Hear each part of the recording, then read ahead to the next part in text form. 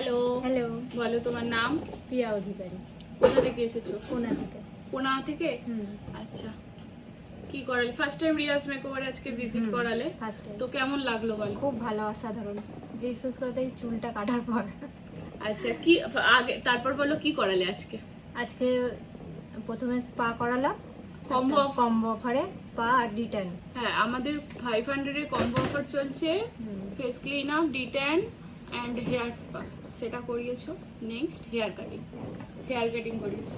তো কেমন লাগলো হেয়ার কাটটা বলো? খুব সুন্দর, ভালো লেগেছে? হ্যাঁ, পছন্দ হয়েছে খুব তোমার? পছন্দ হয়েছে, যেরকম দেখিয়েছিলে সেরকম। হ্যাঁ, উনি আমাকে ফোনে এসে একটা হেয়ার কাট দেখালো, বললো যে আমাকে এইরকম হেয়ার কাটবো। তো ফাইনাল লুক। আমার কন্ট্যাক্ট কি করে পেয়েছো তুমি? ফেসবুক থেকে। ফেসবুক থেকে? তো এই হচ্ছে হেয়ার কাটিং এর খুব রেজাল্ট। পছন্দ হয়েছে আমার, পছন্দ হয়েছে? খুব।